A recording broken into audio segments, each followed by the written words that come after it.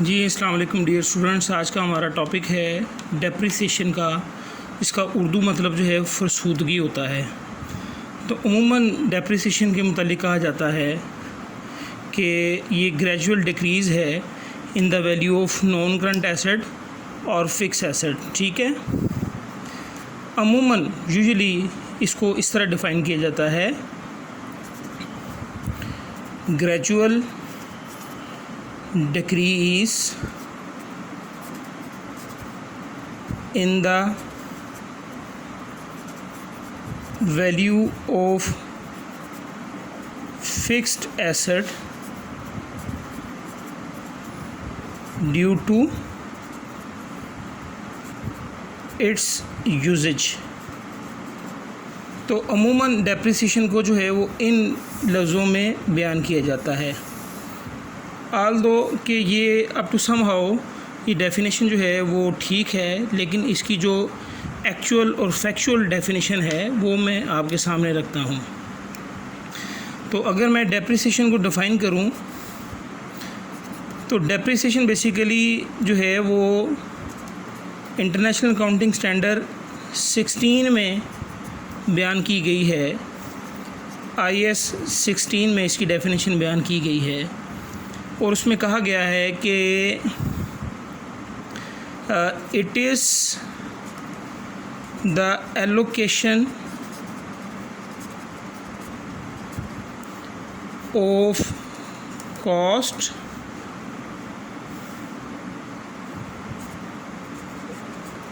या depreciable amount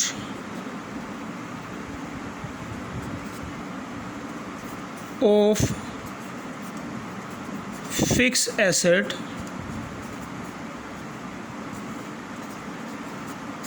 over its useful life। यानी depreciation basically allocation है कॉस्ट की या डेप्रिसिएबल अमाउंट की। कॉस्ट का आपको पता है, डेप्रिसिएबल अमाउंट क्या होती है इंशाल्लाह इसका भी पता चल जाएगा। ऑफ फिक्स एसेट, असल में जो नई टर्म है वो फिक्स एसेट की बजाय नॉन करंट एसेट इस्तेमाल किए जा रहे हैं, लेकिन खैर फिक्स एसेट भी इसको एज अ टर्म जो है वो इस्तेमाल किया जा सकता है।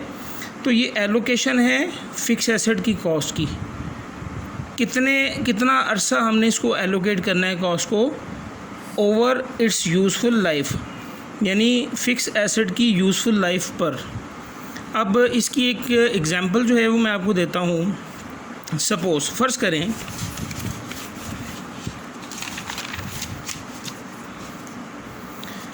करें कि आपने जो है वो एक मशीन ख़रीदी। उस मशीन की कॉस्ट जो है सपोज़ ₹20,000 है, 20,000, और इसकी एक्सपेक्टेड यूज़फुल लाइफ जो है वो सपोज़ 4 इयर्स है, यानी 4 साल ये मशीन हमें रेवेन्यू प्रोड्यूस करके देगी। ठीक है, अब फर्दर सपोज़ करते हैं कि यहाँ मैं ले लेता हूँ ईयर 1, 2, 3 एंड 4। ठीक है, और यहाँ मैं लेता हूँ कि भाई इस मशीन से हमने जो रेवेन्यू जो आमदनी इकट्ठी की है, फ़र्ज़ करें कि पहले साल हमने इस मशीन से आमदनी इकट्ठी की 35,000। ठीक है, दूसरे साल जो है ये हो गई जनाब 32,000, तीसरे साल जो है फिर ये 35,000 और चौथे साल जो है ये 30,000 आपने इस मशीन से रेवेन्यू जनरेट किया। अच्छा, अब यहाँ पर अगर देखें हमने इस मशीन को फर्स्ट ईयर में परचेज़ किया पहले साल। अब अगर मैं इसकी कॉस्ट को 20,000 को इस पहले साल के रेवेन्यू के अगेंस्ट सेट ऑफ कर देता हूँ, यानी माइनस कॉस्ट, ठीक है, या इज़ इक्वल टू प्रॉफिट। अगर मैं यहाँ पर इसको 20,000 को माइनस करता हूँ तो 5,000 का प्रॉफिट आएगा, जो कि गलत है। ठीक है, क्यों गलत है? उसकी रीज़न ये है कि हमारे पास एक कॉन्सेप्ट है, matching concept.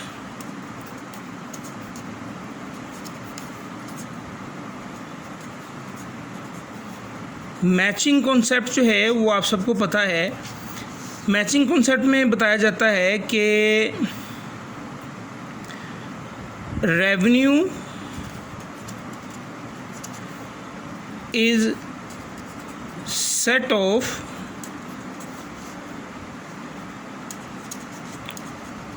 against the expenses that have been incurred to generate the revenue। यानी आपने रेवेन्यू को सेट ऑफ करना है उन खर्चों के अगेंस्ट जो खर्चे इनकर्ड हुए हैं इस रेवेन्यू को जनरेट करने के लिए। बात समझ में आ रही है? यानी आपने एक्सपेंसेस जिस साल का ख़र्चा है उसको उसी साल के रेवेन्यू के अगेंस्ट सेट ऑफ करना है। अच्छा, अब आए इस एग्जांपल की तरफ। तो ये जो 20,000 हमने कॉस्ट इनकर्ड की है, ये इससे हमने सिर्फ पहले साल का रेवेन्यू जनरेट नहीं किया, तो हम इसको इस 20,000 को पहले साल के अगेंस्ट सेट ऑफ नहीं कर सकते, बल्कि इस 20,000 को हमने इन 4 सालों की रेवेन्यू के अगेंस्ट सेट ऑफ करना है, क्योंकि इस 20,000 से आपने 4 साल का रेवेन्यू जनरेट किया है। ठीक है, तो अब क्या करें अब हम ये करें कि ये जो 20,000 हमारे पास कॉस्ट है इसको डिवाइड कर देते हैं। इसकी लाइफ है 4 ईयर्स, 4 से डिवाइड किया तो हमारे पास आ गया 5,000। इसका मतलब है कि इस 20,000 की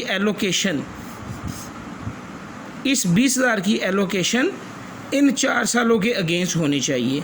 ठीक है, तो इट मीन्स कि पहले साल आप कॉस्ट, या अब इसको मैं नाम देता हूँ एक्सपेंस का, और एक्सपेंस किस नाम से? डेप्रिसिएशन के नाम से। पहले साल हमारे पास डेप्रिसिएशन का एक्सपेंस है कितना? 5,000। तो इस तरह जो है वो पहले साल का प्रॉफिट हमारे पास कितना आ जाएगा? 30,000। ठीक है, माइनस दूसरे साल फिर हम जो है वो 5,000 एलोकेट करेंगे, हमारे पास जो है वो प्रॉफिट कितना आ जाएगा? 27,000। तीसरे साल फिर हम 5,000 एलोकेट करेंगे, इस तरह हमारे पास प्रॉफिट तीसरे साल कितना आ जाएगा? अगेन 30,000। फोर्थ ईयर में 5,000 फिर हम एलोकेट करेंगे, सेट ऑफ करेंगे इस 30,000 के अगेंस्ट, तो हमारे पास जो है वो 25,000 प्रॉफिट आ जाएगा। So this is known as depreciation. यानी इस 20,000 को मैंने क्या कर दिया? एलोकेट कर दिया।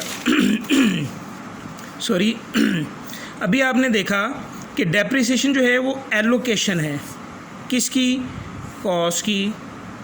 ठीक है, किसकी कॉस्ट की? फिक्स एसेट की कॉस्ट की। कितना अर्सा आपने इसको एलोकेट करना है? जितना अर्सा उसकी यूज़फुल लाइफ है। तो इसी तरह जो है इस मशीन की कॉस्ट 20,000 है, इसकी एक्सपेक्टेड यूज़फुल लाइफ जो है वो 4 साल है। तो हमने जो है वो क्या किया? इस 20,000 को एलोकेट कर दिया, यानी 4 से डिवाइड करके 5,000 आ गया। इट मीन्स कि ये 4 सालों के अगेंस्ट आपने 4 सालों में इसकी एलोकेशन करनी इस 20,000 की। इस तरह टोटल डेप्रिसिएशन अगर आप 4 सालों की देखें तो हमारे पास ये टोटल डेप्रिसिएशन जो आपने चार्ज कर दी है, एलोकेट कर दी है, वो 20,000 बन जाएगी। ठीक है, तो मैचिंग कॉन्सेप्ट बेसिकली हमें रिस्ट्रिक्ट करता है कि हम जो है वो इस मशीन की कॉस्ट की एलोकेशन करें। कितना अर्सा एलोकेशन करें? जितना अर्सा आपने इस मशीन से बेनिफिट ऑब्टेन करना है। हर साल आप पहले साल भी आपने रेवेन्यू जनरेट किया मशीन से, दूसरे साल भी, तीसरे साल भी, चौथे साल भी, तो आपने 4 साल चूँकि इस मशीन से रेवेन्यू जनरेट किया है, इसलिए आपने इस मशीन की कॉस्ट की एलोकेशन जो है 4 सालों में करनी है। पहले साल अगर आप इसको सारा का सारा एलोकेट कर देंगे तो वो मैचिंग कॉन्सेप्ट के ख़िलाफ़ हो जाएगी बात, ठीक है। सो ये डेप्रिसिएशन है। तो अमूमन जो आईकम लेवल के स्टूडेंट्स हैं वो डेप्रिसिएशन को यूँ लिखते हैं कि ये ग्रेजुअल डिक्रीज़ है फ़िक्स एसेट की वैल्यू में ड्यू टू इट्स यूजेज। ये डेफिनेशन भी अप टू सम हाउ ठीक है, लेकिन अगर आईकॉम का स्टूडेंट ये डेफिनेशन लिख के आता है एग्ज़ाम में तो मेरा ख्याल है उसको अगर 2 नंबर की डेफिनेशन है तो उसको 1 नंबर इसका मिलना चाहिए। लेकिन अगर ये प्रॉपर डेफिनेशन वो लिख के आता है, ठीक है, तो आई थिंक सो उसको 2 में से 2 नंबर ही मिलने चाहिए, ठीक। तो बेसिकली डेप्रिसिएशन जो है वो एलोकेशन है, ठीक है। यूजेज की वजह से डिक्रीज़ आना ये एक कॉज है डेप्रिसिएशन की, ठीक है। तो ये डेप्रिसिएशन की कॉज तो हो सकती है कि यूजेज की वजह से एसेट की वैल्यू में डिक्रीज़ आना, लेकिन एक्चुअल और फैक्चुअल डेफिनेशन जो है वो डेप्रिसिएशन की ये है, it is the allocation of the cost और डेप्रिसिएबल अमाउंट। अभी डेप्रिसिएबल अमाउंट क्या होती है ये भी आपको पता चल जाएगा। एनी हाउ, तो ये डेप्रिसिएशन का कॉन्सेप्ट था जो मैंने आपको बताया। अच्छा, अब हम कुछ देख लेते हैं हमारे पास बेसिकली मेथड्स कितने हैं डेप्रिसिएशन के। तो वैसे तो 6, 7, 8 मेथड हैं, लेकिन हमने सिर्फ 2 मेथड्स जो रिनाउंड मेथड हैं वो डिस्कस करने हैं। तो मेथड्स ऑफ डेप्रिसिएशन जो हमने डिस्कस करने हैं, पहला मेथड है फिक्स्ड इंस्टॉलमेंट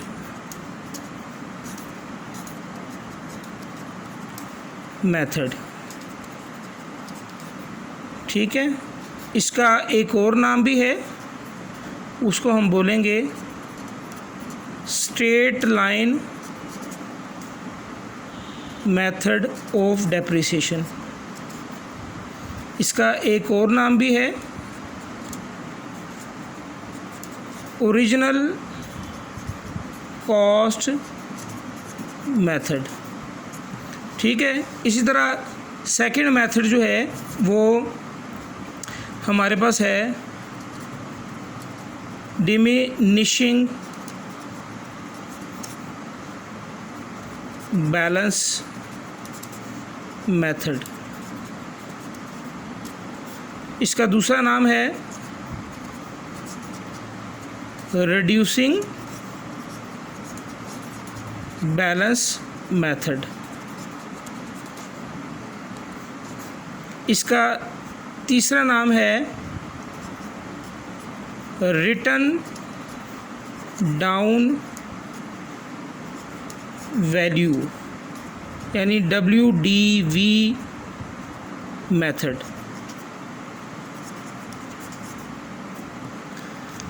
तो बेटा ये 2 मेथड हैं, फिक्स इंस्टॉलमेंट मेथड कह लें, स्ट्रेट लाइन मेथड कह लें, ओरिजिनल कॉस्ट मेथड कह लें, बात एक ही है। दूसरा मेथड जो है वो डिमिनिशिंग बैलेंस मेथड है, इसको रिड्यूसिंग बैलेंस मेथड कह लें, इसको रिटन डाउन वैल्यू मेथड कह लें, बात एक ही है, ठीक है। इसके अलावा और भी मेथड्स हैं डेप्रिसिएशन के, लेकिन हमने सिर्फ ये 2 मेथड्स जो हैं वो इस चैप्टर में डिस्कस करने हैं। अच्छा, अब हम पहले बात करते हैं जनाब फिक्स इंस्टॉलमेंट मेथड या स्ट्रेट लाइन मेथड, ठीक है। हम पहले उसको डिस्कस कर लेते हैं थोड़ा सा। देखें जनाब, सपोज़ सबसे पहले हेडिंग फिक्स्ड इंस्टॉलमेंट मेथड। इसी एग्जाम्पल को जो पीछे मैंने बयान की है हम यहाँ पर ले लेते हैं कॉस्ट ऑफ मशीन। अब यहाँ पर हम कॉस्ट लेते हैं 20 की बजाय 22,000, ठीक है। एक्सपेक्टेड यूज़फुल लाइफ जो है वो जनाब हम ले लेते हैं 4 ईयर्स। और स्क्रैप वैल्यू या जिसको हम रेजिडुअल वैल्यू भी कहते हैं वो है जनाब रुपीस 2000। यानी स्क्रैप वैल्यू से क्या मुराद कि एक्सपेक्टेड यूज़फुल लाइफ यानी 4 साल के बाद आप इस मशीन को स्क्रैप में बेच सकते हैं 2000 में। ठीक है। रेजिडुअल वैल्यू का मतलब बाकी बच जाने वाली वैल्यू, यानी इस कॉस्ट की एलोकेशन करने के बाद जो बाकी वैल्यू बच जाएगी वो 2000 होगी। तो स्क्रैप वैल्यू अंडरस्टूड है कि 4 साल आप इसको इस्तेमाल करेंगे। 4 साल इस्तेमाल करने के बाद अब ये फ़र्दर जो है वो काबिल इस्तेमाल नहीं है, आप इसको स्क्रैप में बेच देंगे और अमाउंट कितनी आपको मिलेगी 2000। ठीक है। तो इसको हम मज़ीद आगे देखते हैं। तो इसमें स्ट्रेट लाइन मेथड में आपने डेप्रिसिएशन कैलकुलेट करनी है। डेप्रिसिएशन की अमाउंट कैलकुलेट करने का फार्मूला है cost minus scrap value divided bye expected useful life of asset. तो हमारी इस एग्ज़ाम्पल में कॉस्ट है 22,000, स्क्रैप वैल्यू है 2000 divided by expected useful life है 4 ईयर्स। तो 22 में से 2000 गए, बाकी रह गया 20 को 4 से डिवाइड करें तो डेप्रिसिएशन हमारी निकल आई कितनी 5000 पर एनम सालाना। यानी हर साल आपने इस एसेट को डेप्रिसिएट करना है कितना 5000 के साथ। ठीक है। तो अब थोड़ा सा इसको देखते हैं। देखें जनाब, कॉस्ट, बल्कि यहाँ पर हम ऊपर हेडिंग देते हैं और वो क्या है जनाब, फिक्स्ड इंस्टॉलमेंट मेथड, क्योंकि पैरेलली मैंने आपको दूसरा मेथड भी बताना है।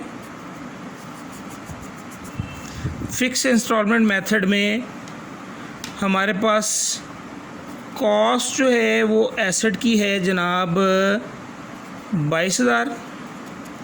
तो पहले साल के एंड पर,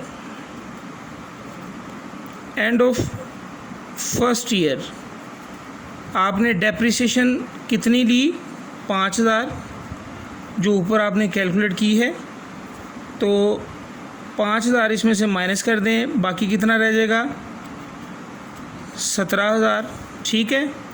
तो अब एंड ऑफ सेकेंड ईयर, दूसरे साल के एंड पर फिर आपने 5000 जो है वो आपने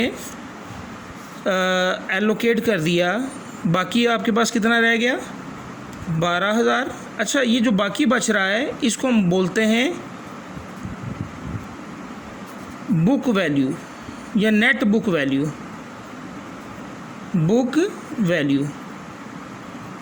नेट बुक वैल्यू।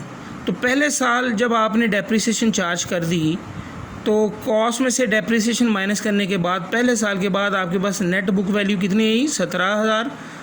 दूसरे साल आपने डेप्रिसिएशन चार्ज की 5,000, तो आपके पास जो है वो नेट बुक वैल्यू कितनी आई 12,000।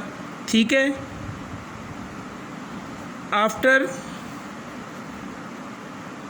थर्ड ईयर आपने फिर 5,000 जो है वो इसको डेप्रिसिएट किया, बाकी जनाब कितना रह गया, ये 7,000 हमारे पास नेट बुक वैल्यू तीसरे साल के एंड पर बची। ठीक है।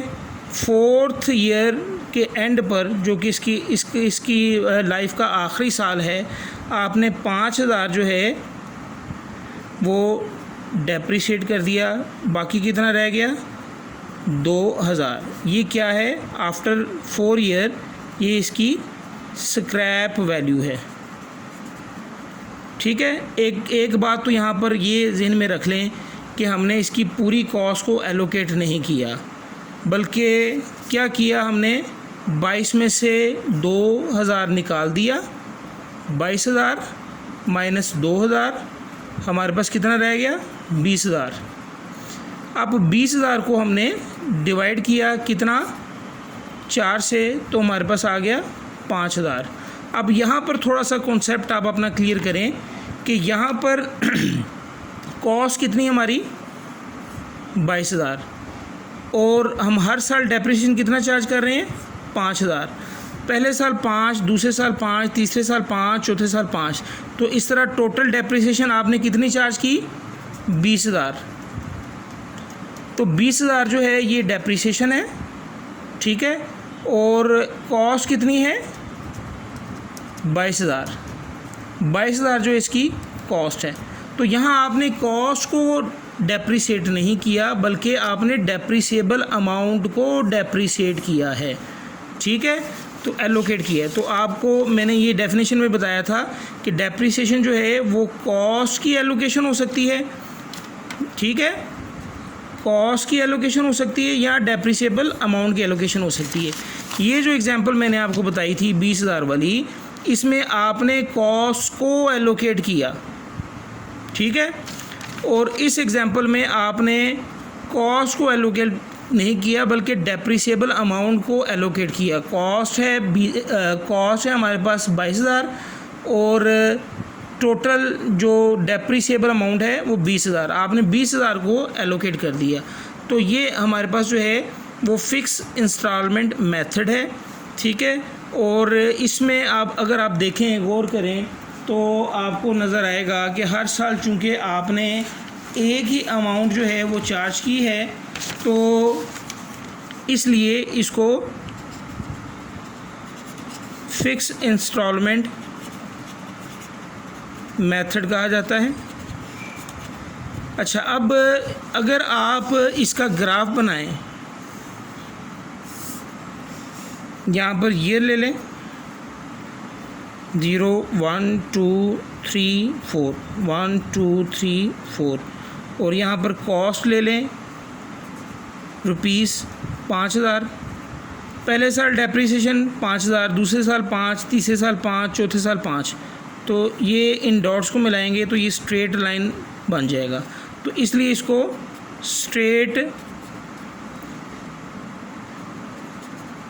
लाइन मेथड भी बोला जाता है, ठीक है। ओरिजिनल कॉस्ट मेथड क्यों कहा जाता है? एक सेट परसेंटेज होती है, वो आप हमेशा ओरिजिनल कॉस्ट पर ही अप्लाई करते हैं, ठीक है। अच्छा, अब इसी को हम कंटिन्यू करेंगे। हमारे पास दूसरा जो मेथड है डेप्रिसिएशन का, वो है डिमिनिशिंग बैलेंस मेथड।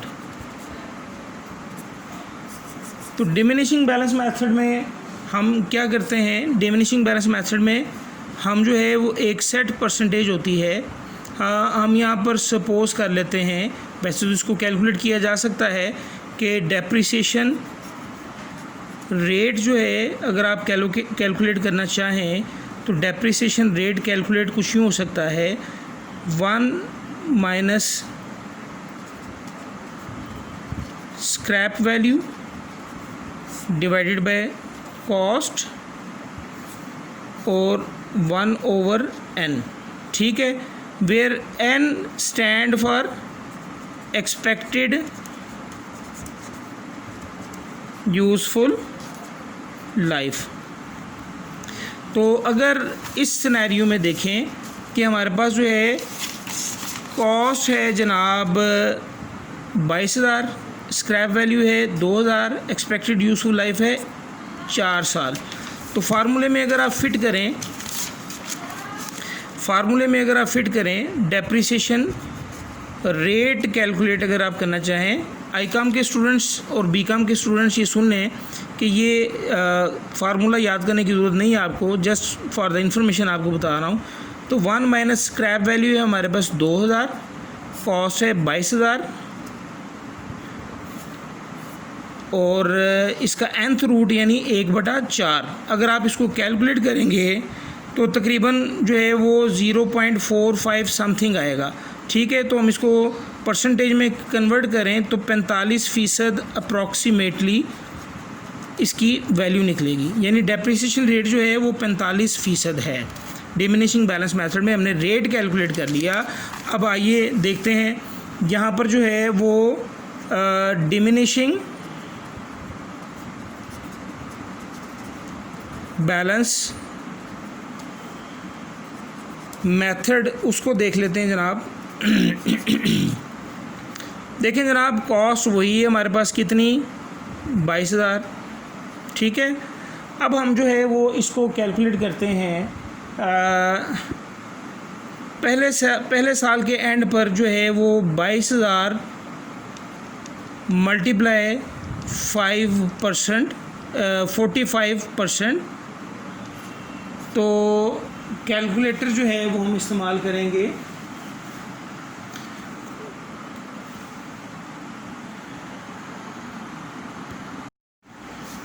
तो जनाब कैलकुलेशन करते हैं हम 22,000 मल्टीप्लाई 45%, तो ये हमारे पास 9900 आ जाएगा। तो माइनस करते हैं 22,000 माइनस 9900, ये हमारे पास आ गए जनाब 12,100। ठीक है, अब ये इसकी नेट बुक वैल्यू बन गई पहले साल के बाद। अच्छा, दूसरे साल at the end of second year आपने यही परसेंटेज अब 22,000 पर अप्लाई नहीं करनी है, बल्कि ये जो रिड्यूसिंग बैलेंस है, रिड्यूस्ड बैलेंस 12,100, इस पर आपने 45% जो है वो अप्लाई करना है। तो 12,100 पर 45% आपने अप्लाई किया तो 5,445 ये डेप्रिसिएशन आ गई। ठीक है, तो 12,100 में से ये माइनस करें तो हमारे पास 6655 ये नेट बुक वैल्यू आ गई हमारे पास दूसरे साल के एंड पर। तीसरे साल के एंड पर आपने फिर जो बैलेंस रिड्यूस हो चुका है उस पर आपने परसेंटेज अप्लाई करनी है 45%। तो इस पर जो है वो 45% अप्लाई करें हम, तो ये हमारे पास राउंड अबाउट 2,995 बन जाएगा। इसको मैंने राउंड कर दिया, डेसिमल में आ रहा है। तो माइनस किया 6655 माइनस 2995, तो रिड्यूसिंग बैलेंस जो हमारे पास हम नेट बुक वैल्यू आ गई 3,660। ये नेट बुक वैल्यू है आफ्टर थर्ड ईयर। तो तीसरे साल के एंड पर आपने इस 3,660 पर जो है वो परसेंटेज अप्लाई करनी है। तो 3,660 पर अगर आप 0.45 यानी 45% अप्लाई करें तो 1647, ये माइनस कर दें 3660 में से माइनस किया 1647, तो आपके पास जो है स्क्रैप वैल्यू 2,000 और 13 बची। ये जो 13 का डिफरेंस है, यहाँ पर 2,000, यहाँ पर स्क्रैप वैल्यू 2013, ये 13 का डिफरेंस जो है वो राउंडिंग एरर है हमारा, क्योंकि एक तो हमने रेट जो कैलकुलेट किया ये 45 पॉइंट समथिंग है। ठीक है, लेकिन मैंने इसको राउंड कर दिया, फिर दरमियान में भी मैंने इसकी राउंडिंग की। तो एनी हाउ मेथड कोई भी अडॉप्ट करें, आपका फिक्स इंस्टॉलमेंट मेथड हो, आपका डिमिनिशिंग बैलेंस मेथड हो, दोनों मेथड में आपने करना ये होता है कि कॉस्ट को एलोकेट कर देना है। इस मेथड में भी कॉस्ट आपने एलोकेट कर दी और स्क्रैप वैल्यू जो है वो 2,000 बाकी बच गई। इस मेथड में भी आपने कॉस्ट एलोकेट कर दी और आपके पास स्क्रैप वैल्यू 2013 बच गई। ठीक है, तो नेट रिज़ल्ट जो है वो सेम होगा, लेकिन मेथड जो है वो डिफ़र करेगा। इसमें देखें कि पहले सालों में, शुरू के सालों में आपने डेप्रिसिएशन ज़्यादा चार्ज की, जैसे जैसे जो है वो साल गुजरते गए डेप्रिसिएशन जो है वो कम होती गई। लेकिन कंपैरेटिवली फ़िक्स इंस्टॉलमेंट मेथड में आपने हर साल सेम डेप्रिसिएशन चार्ज की है। ठीक है, तो इन दो मेथड्स में ये फ़र्क है। अब इसकी अकाउंटिंग हमने किस तरह करनी है, ठीक है, इसके खाते किस तरह बनाने हैं, ये इंशाल्लाह हम डिस्कस करेंगे नेक्स्ट लेक्चर में। तो मेरा ख्याल है आज के लिए इतना ही काफ़ी है। तो इसको आप अपने दिमागों में बिठा लें ताकि नेक्स्ट लेक्चर जो है वो आप इसको नेक्स्ट लेक्चर को आप अच्छी तरह समझ सकें। ठीक है जनाब, टेक केयर, अल्लाह हाफिज़।